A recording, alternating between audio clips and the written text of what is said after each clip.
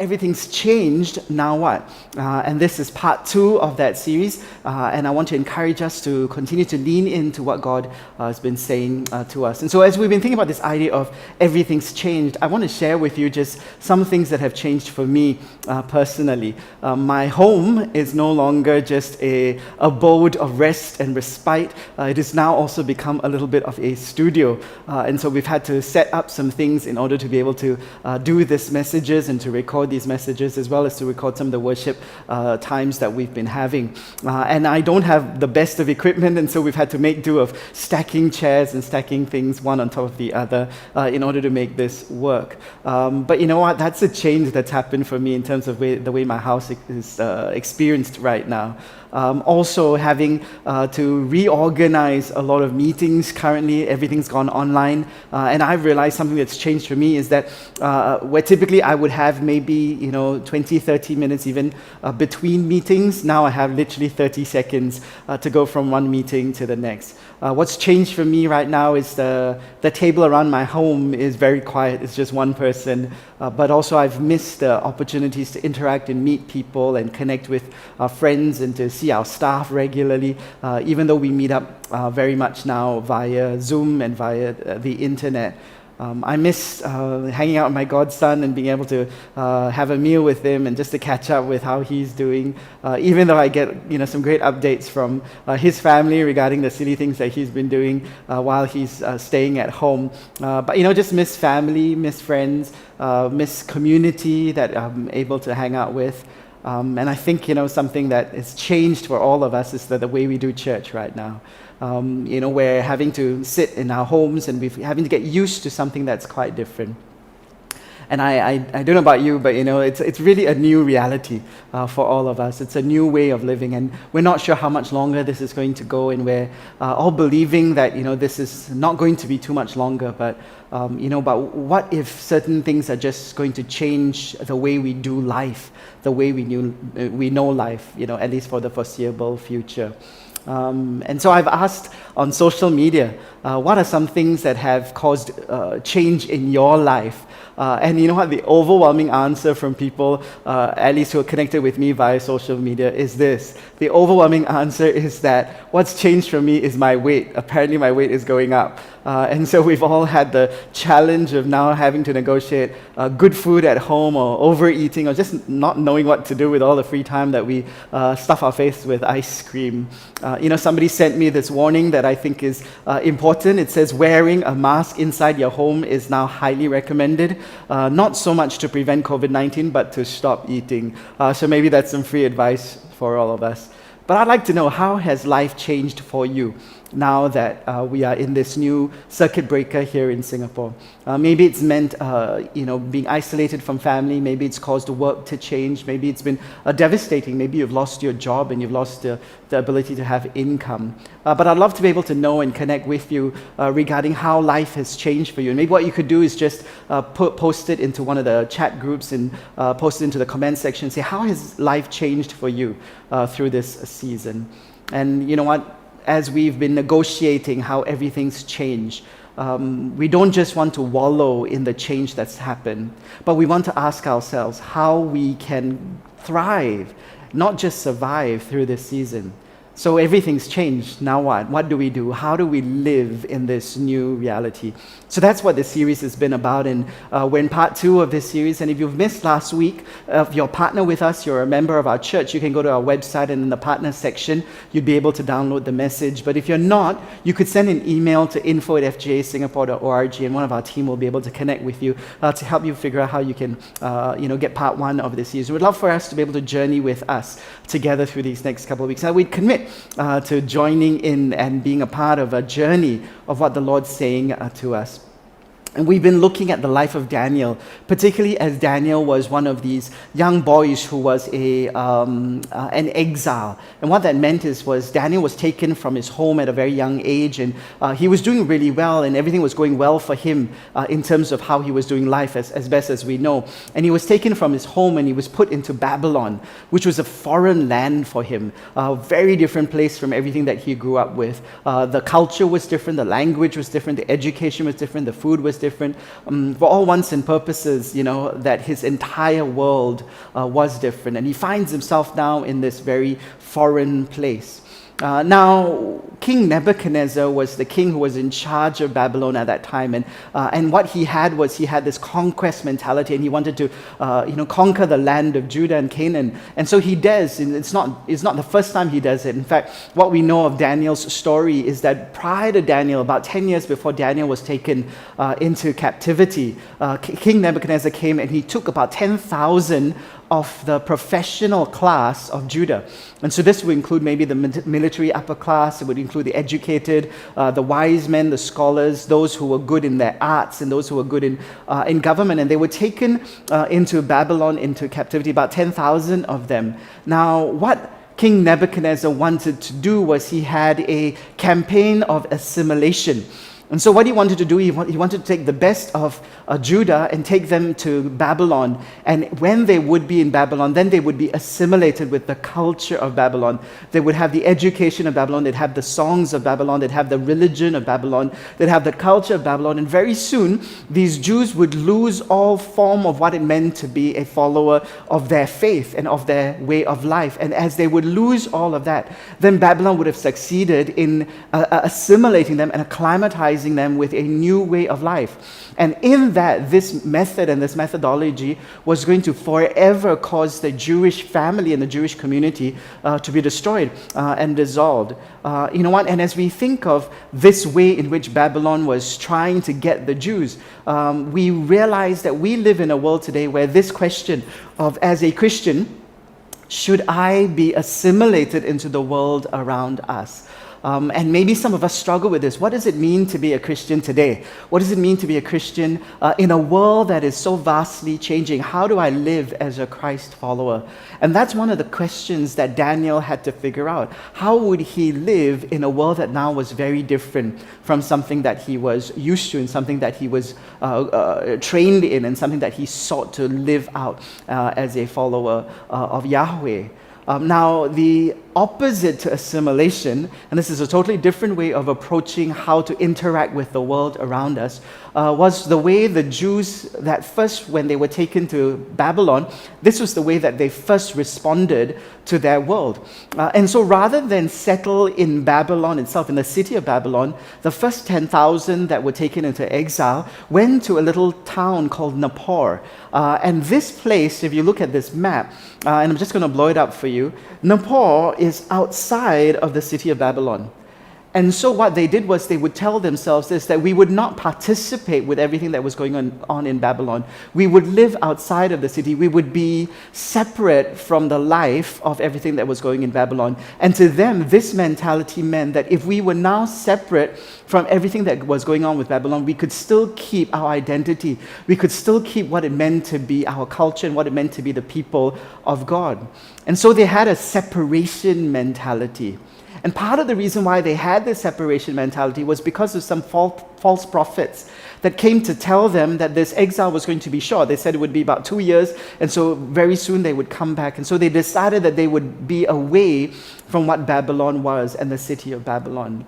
And so, these two ideas, assimilation and separation, they are ancient ideas that people and Christ followers and people who call themselves the people of God had to struggle with. It's an issue that we face today as well. Because as a Christian, what does it mean for me to be a Christian in this world that is changing so rapidly? What does it mean for me to be a follower of Jesus? Am I meant to just assimilate and be like everybody else? Am I meant to carry the same values that everybody else is carrying right now? Maybe I realize that the world around me is filled with fears, filled with anxiety, filled with doubt, and they don't have an anchor or a certainty to their lives. And maybe there's a lot of negativity that some people may be having right now, or maybe it's this hoarding mentality that I need to protect myself, I need to protect my family, and therefore I want to hoard everything for them. What does it mean to be a Christian living in these days? It's a question that has been perpetually before us as Christ followers. And so I want to speak into that because I think God's word to us today is going to challenge us to think differently about the world that we're living in. You know, I want to welcome you if you're here and you're listening and you're not a Christian. I love that you're being able to track with us, and I want to encourage you to track and journey with us through these series and through these conversations that we want to have regarding what it means to be a Christ follower and what it means for us to live in these days. And I think you will be blessed and you will benefit even from some of the things that I'm hoping to share with you. At least that's my prayer. And if I failed, I hope that you will see it as my failure, not the failure of God or this community. Now, in the midst of this dichotomy, do I and the Jewish people, do they live separate from the world that they're in, or do they assimilate into that world? The prophet Jeremiah speaks for God. And he writes to them a letter. And in this letter, God speaks through Jeremiah, because Jeremiah was a prophet, and so he spoke for God. And so he writes to this community to give them some guidance, as well as to give them some instruction that goes very different from assimilation or separation. And that really comes from a letter that's in Jeremiah 29 from verses 4 to 7. So I'm going to just read this chunk together, and then we're going to circle back and unpack some of it. This is what the Lord Almighty, the God of Israel, says to all those I carried into exile from Jerusalem to Babylon. Build houses and settle down. Plant gardens and eat what they produce. Marry and have sons and daughters. Find wives for your sons and give your daughters in marriage, so that they too may have sons and daughters. Increase in number there. Do not decrease. Also, seek the peace and prosperity of the city to which I have carried you into exile. Pray to the Lord for it, because if it prospers, you too will prosper. Such different advice, such different instruction. In fact, it's a command that God had for the nation that was now in exile. To the people in exile, God didn't say, assimilate and become a part of them. Because we know that all of Jeremiah was a challenge to them living in obedience to the commands and to the laws that God had given. But it was also an instruction that goes in the face of being separate from the nation and the city of Babylon.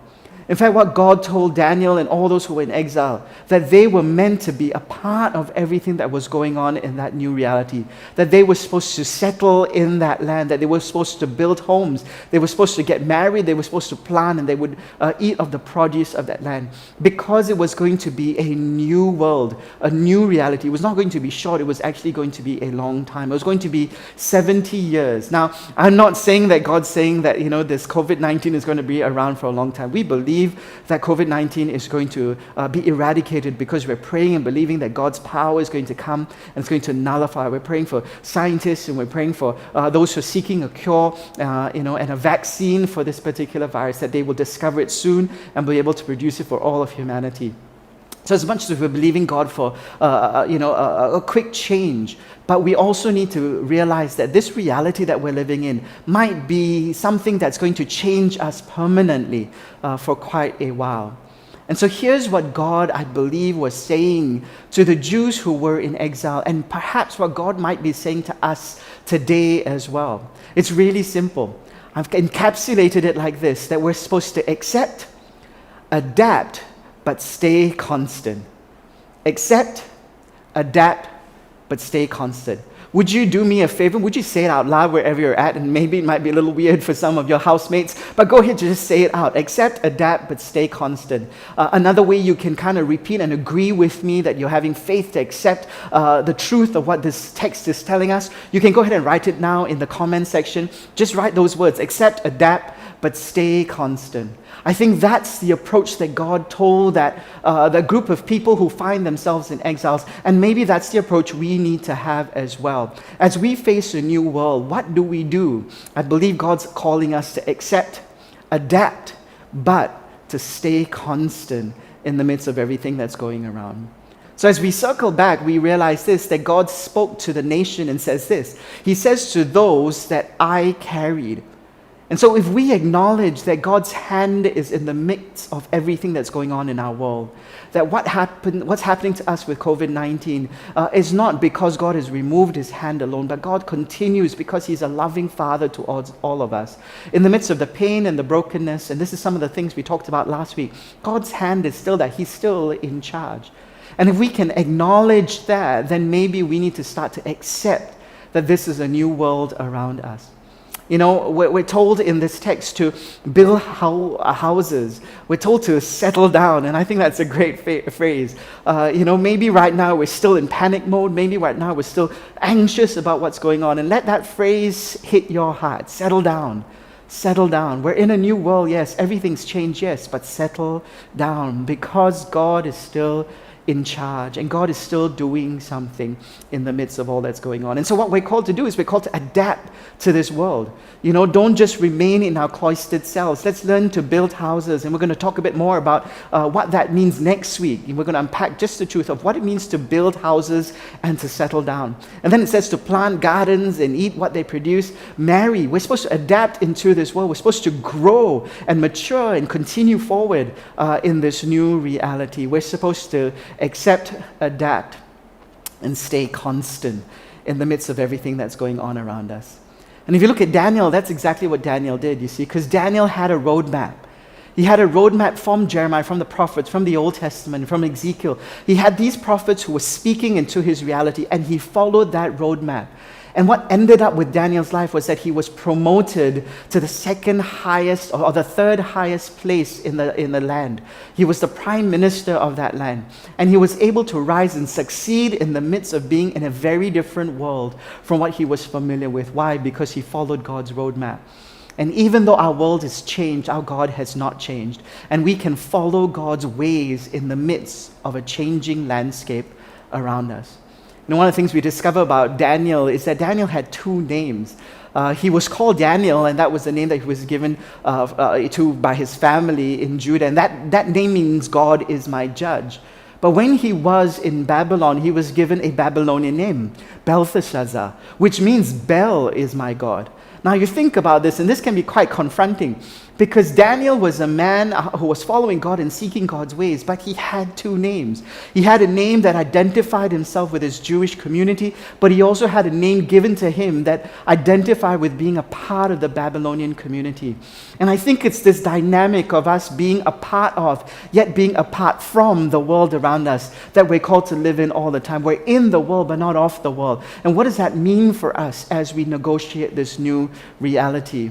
You know, but something else with Daniel was, even though he was willing to accept and adapt to this new world, so he accepted two names, he accepted the education system that he was given, he accepted the job that was given to him, but he never accepted their way of living and their way of faith. And so in Daniel 1 verse 8 it says this, but Daniel resolved not to defile himself with the royal food and wine, because God had a way in which he said he would look after his people, and that had to do with the food laws given to them in the Old Testament. So Daniel said, I'm going to follow God's ways, even though I'm going to accept and adapt myself into this new world. And so we're called to have this dynamic of accepting, but adapting, but still staying constant to the reality of what it means to be a Christ follower. You know, there's a wonderful image and picture in the story of Daniel that can best exemplify this truth and this reality. You know, Daniel was thrown into the fiery pit, and we may be familiar with the story. Where we hear this story in Sunday school. A story of Daniel and his three friends, Shadrach, Meshach, and Abednego, and they find themselves in this fiery pit. But as King Nebuchadnezzar sees what happens in this fiery pit, he notices there are not three people, but there are four people there. You know, here's the first truth, and that's this, that even though we find ourselves sometimes in suffering and in trial and difficulty, and we don't know why God doesn't take us out of them, but in the midst of the fire, God is in the midst of the fire with us. And so you need to know this right now, whatever's going on in your world, and I'll keep saying this, that the Lord is with you. He may not remove us from the pain, He may not remove us from the difficulty, He may not take out the discomfort and the inconvenience that's going on with our world right now, but He is with us. He's in the midst of the fire with us. You know, but something else is incredible. The fire doesn't burn them. Oh, what a promise for each of us, that we may be in this trial, but the fire will not burn us. In fact, it's more than the fire just not burning us. You know, at the end of that section in verse 27, and the last part of verse 27, King Nebuchadnezzar realized this about Daniel and his friends, that there was no smell of fire on them even. And I believe this is the challenge, and this is the invitation for you and me as Christ followers. that even though our world has changed so much, we're called to accept it, we're called to adapt to this new reality, but we're called to remain constant, faithful to the ways of God in the midst of this new reality. That the very smell of fire will still not be on us. We're not called to stand afar from the world around us. And we're not called to say, God, just protect me and my world and protect us as Christians. We're called to be a part of this world. We're called to love this world. We're called to be in the midst of all that's going on with our world right now.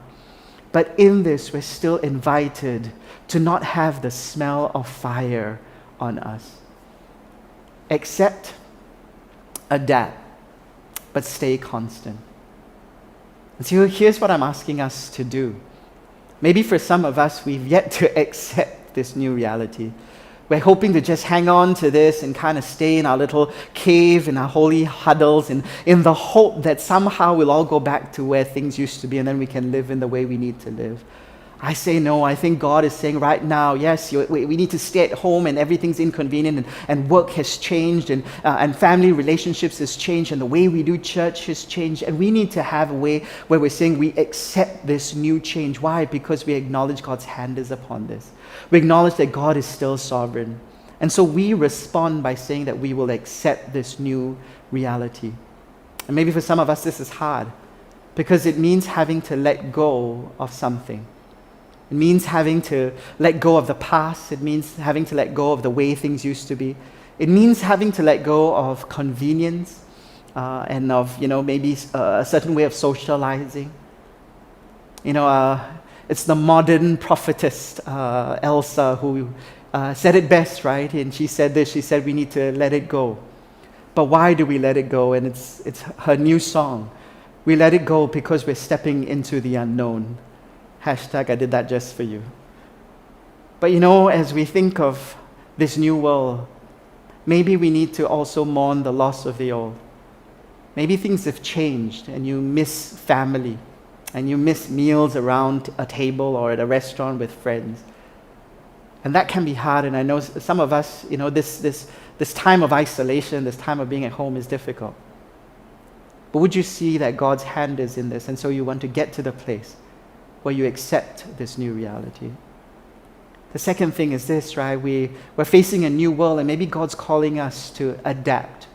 We may need to modify. If we're going to survive and thrive in this new reality, God's calling us to modify, to change, to try some new things. Maybe that means you're going to need to learn some new ways. Maybe it's, picking up video conferencing so you can video conference with your family members and with friends. And maybe for now it's learning some new ways of doing work and learning from some new business opportunities. Maybe it's reframing things and changing the ways that we need to do life even. But let's adapt. Because in this, as we recognize God in the midst, then God is saying something. He's inviting us to adapt. Even for us as a church, it's been absolutely obvious that God has forced us as a church into new wineskin.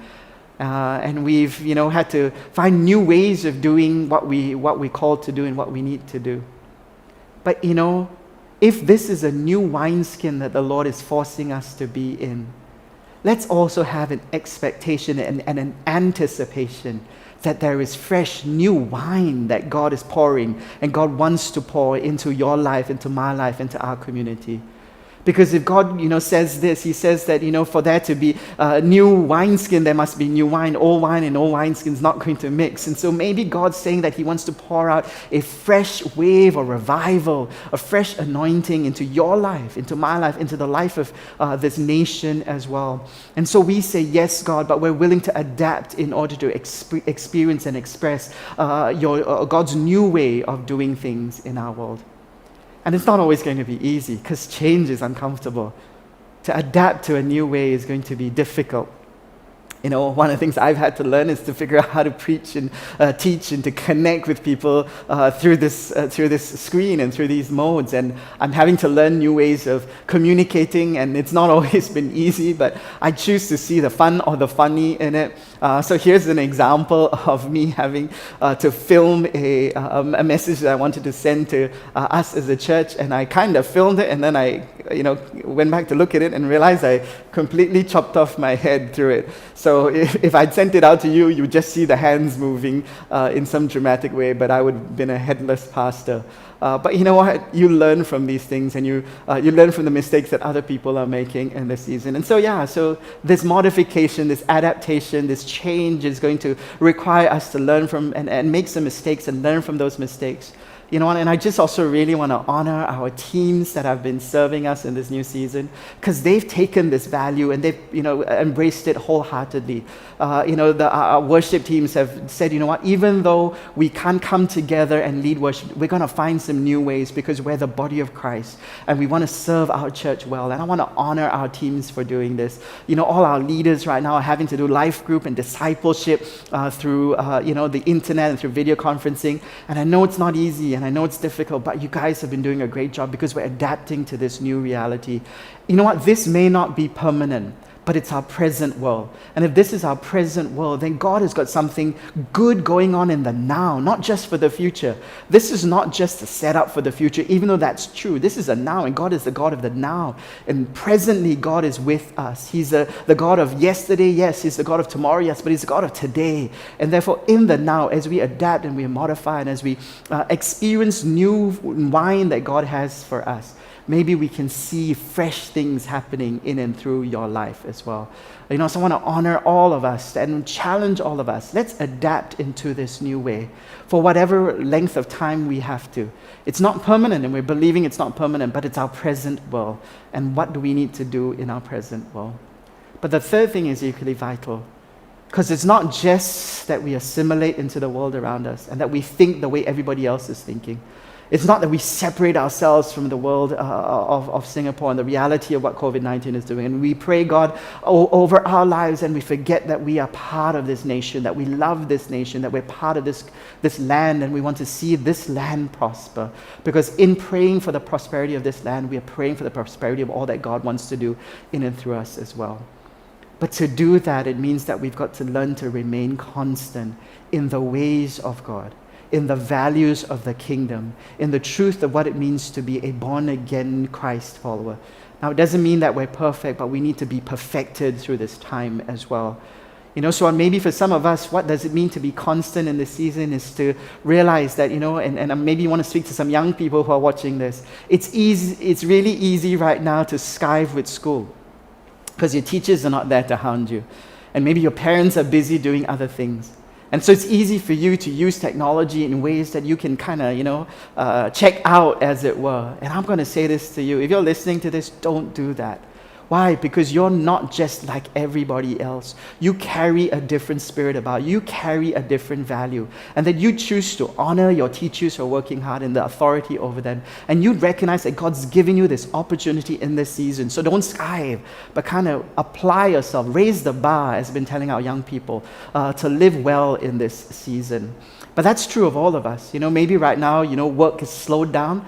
You know what? Don't check out. Don't skive. Don't find ways to, do other things. But stay focused in what God's calling you to do as an employer, as an employee in your organization. Live in such a way that honors God and the values of the kingdom. What does it mean to be constant? Maybe it's to choose to say that I'm still going to be full of faith and hope right now. That I'm not going to allow fear to grip my heart. I'm not going to allow negativity to come into my being.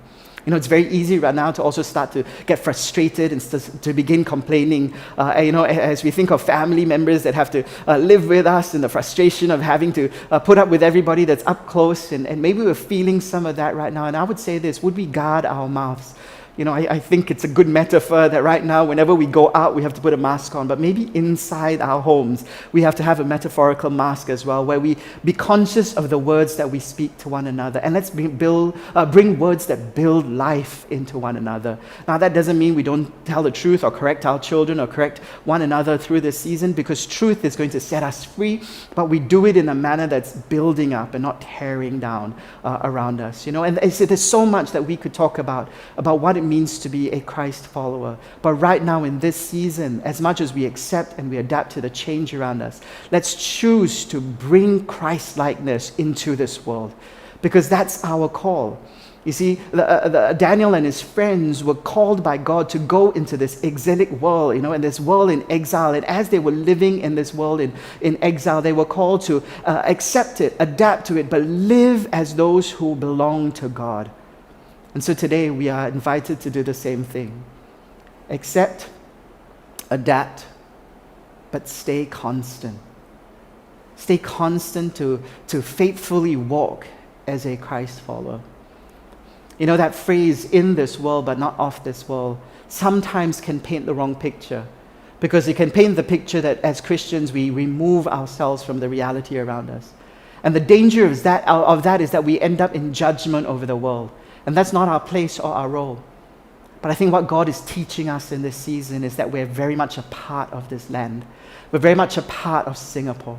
And we want to see this land do well, because the love that we have for God is also demonstrated in the way that we love the city around us. And as we believe and pray for the peace in this land, the shalom of this land, we're going to see God do a great work. But what God needs is not for us to assimilate and be like everybody else, or separate and be different and away from everybody else. We need to be in, but we take the reality of God into this world. We live as Christ followers into this world. Now, we used to sing the song, right? The cross before me, the world behind me. And I wonder whether today these words would be slightly different for us. We say we carry the cross into the world that's before us. And so we want to take Christ into our world right now by living, whether that's online, whether that's in our homes, whether that's wherever we are. We accept this new reality, we adapt to it, but we choose to stay constant.